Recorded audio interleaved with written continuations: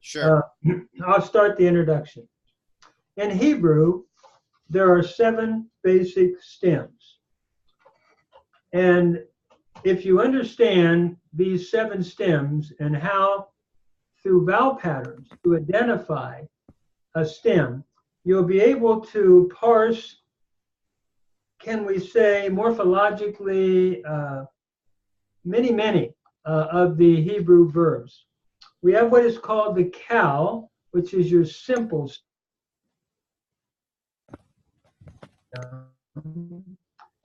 Is your passive stem. The cow would be if we were using a verb like he kept, and then the nifal would be he was kept. So it's the passive. PL is intensive. It's something like you're intensifying something, like he shattered. Pual, over against he broke, for example. Pual is the passive intensive. He was shattered. And each of these have different vowel patterns. Hifil is the causative stem, sometimes called the H stem, because you have a hey prefix. And hifil is causative.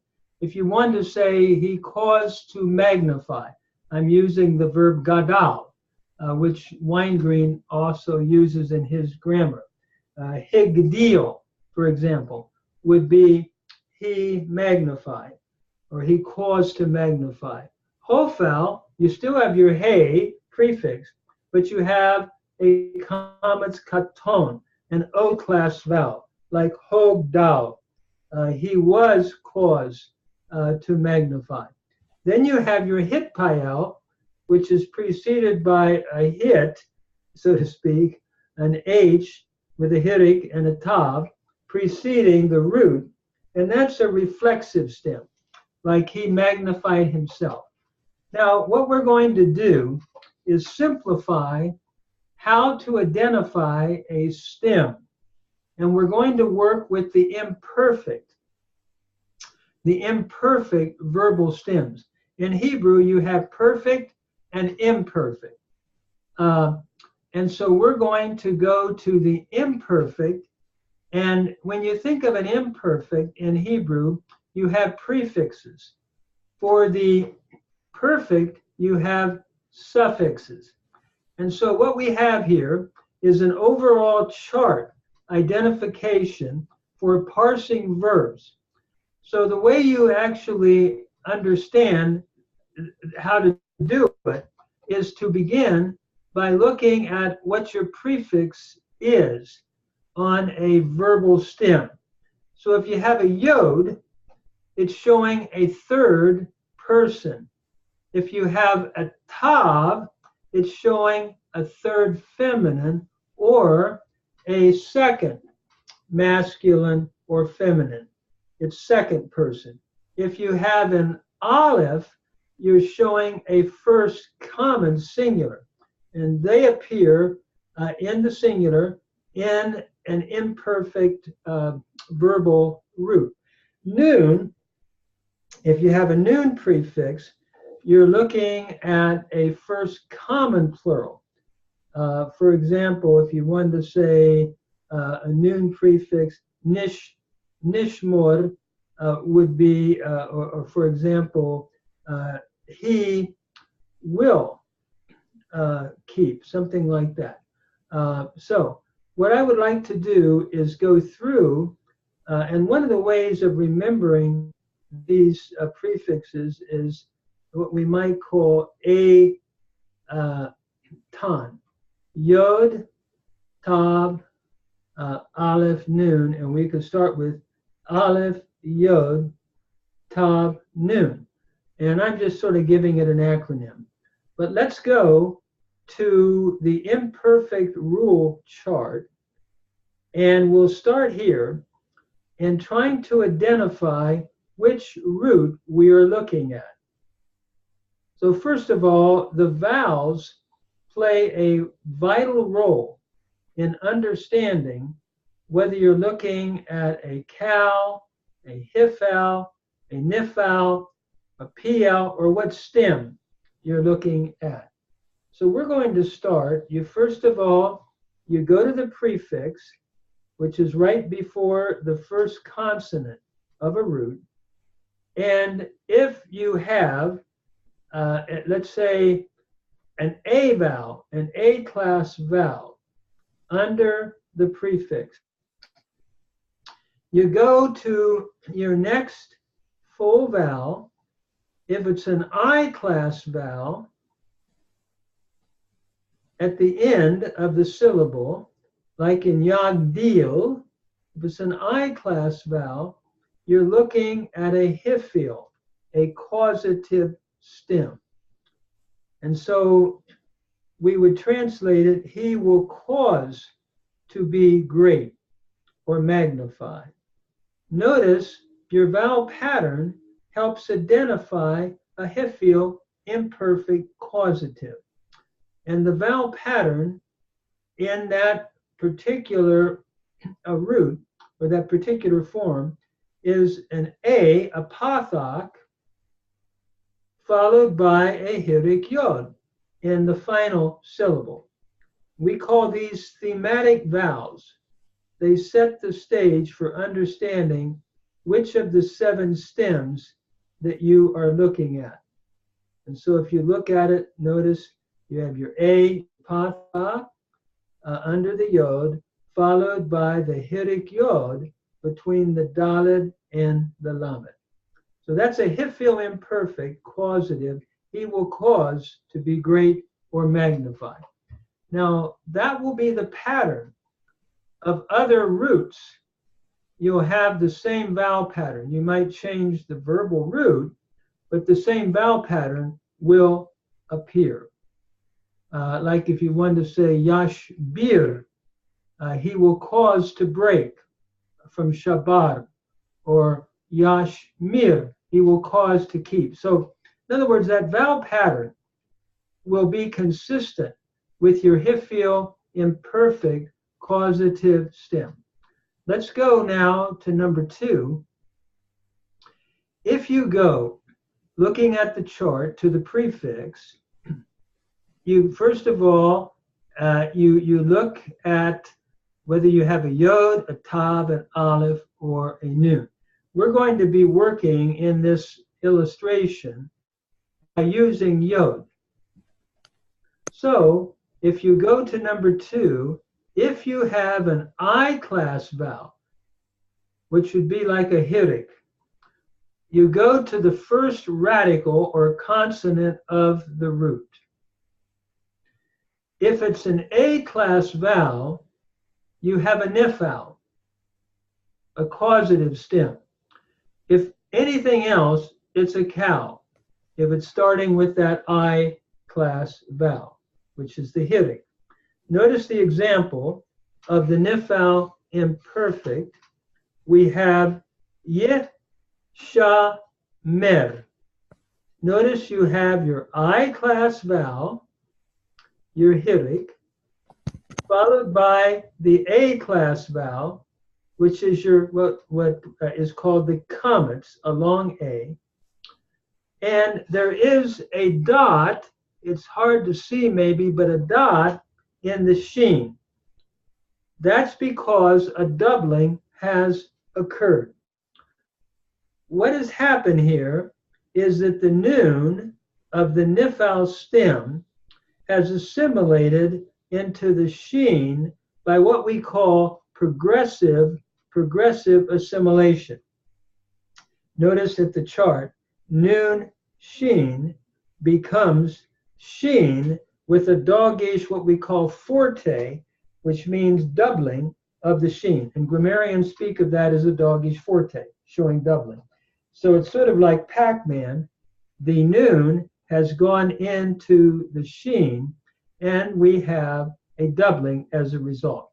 So the way you indicate whether you're looking at an imperfect nifal is by looking at the vowel patterns again.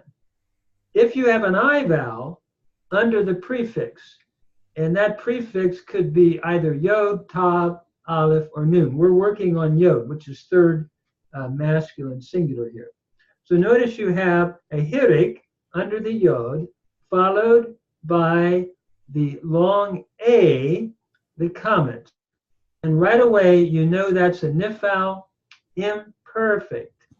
And that's the giveaway. And so if we were using, let's say, yishamer, it would be he will be kept. Notice the nif vowel is the passive of the simple pa'al or cow stem. So that's the second rule to keep in mind when you're looking at vowel patterns. The third rule is this. Again, you go to the chart, check the prefix chart, and we're going to continue to use the yod, which is showing we're looking at an imperfect, or we're looking at an imperfect third masculine, either singular or plural. What happens with that yod, you then go to the next vowel. If the next vowel is a, let's say you have, that's under the yod, you have a shava, a shava. Those are two little dots under the yod.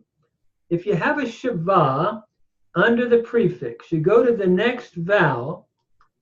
If it's an A vowel, and here we have the pathak, if it's an A vowel, you're looking at a PL stem.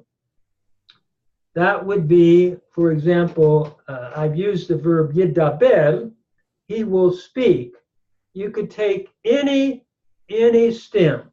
Let's take the stem shabar, to shatter. You could have yeshaber, which would be he will shatter. You can fit whatever stem you want in there.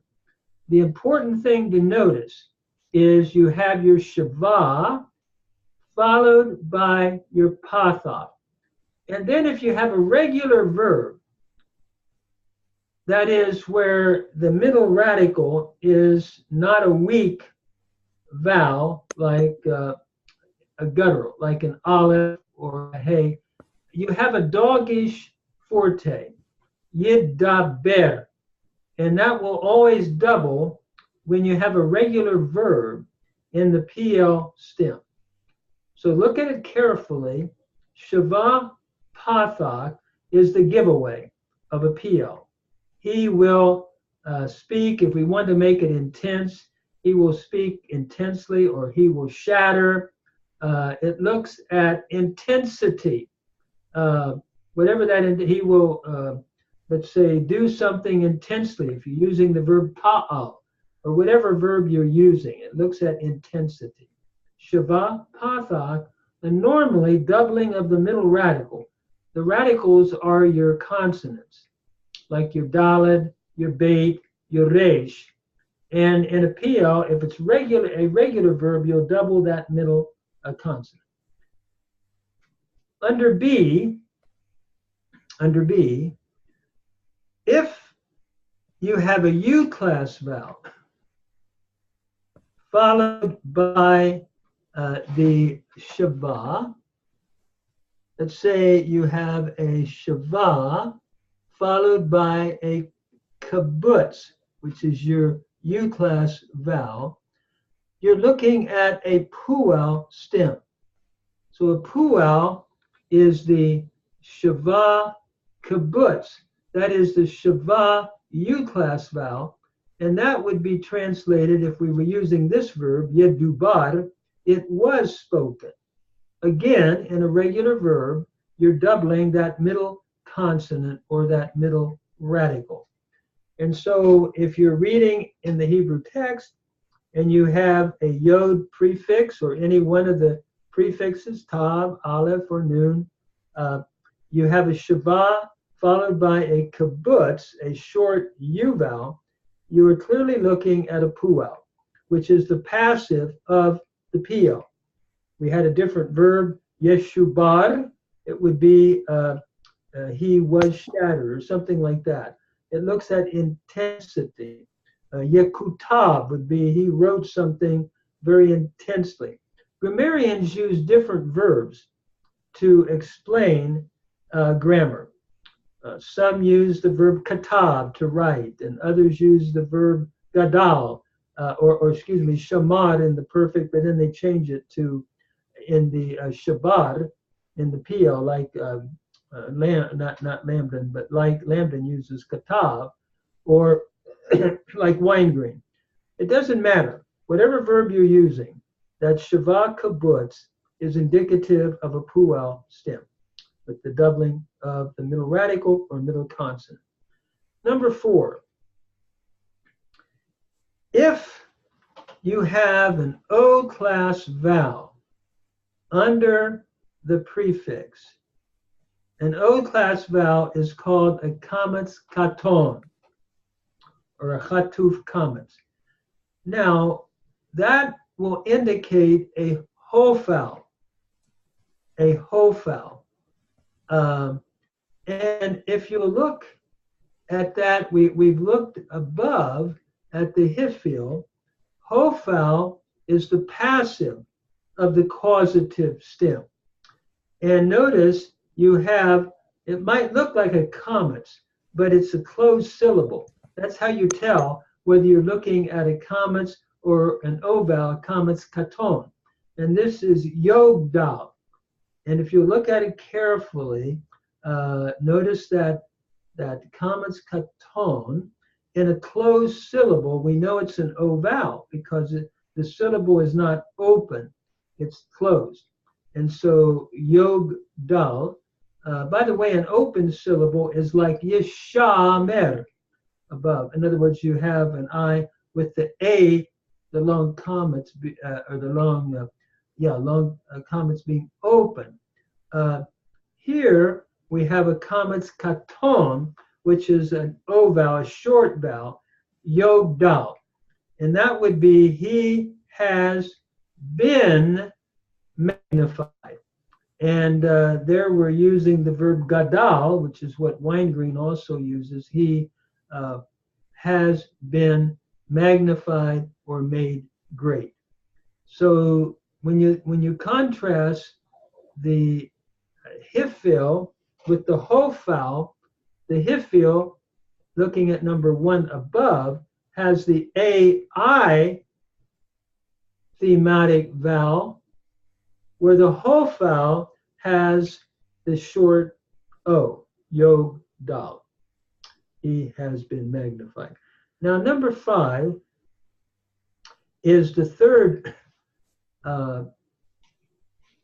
prefix that we can look at, and that is the mem.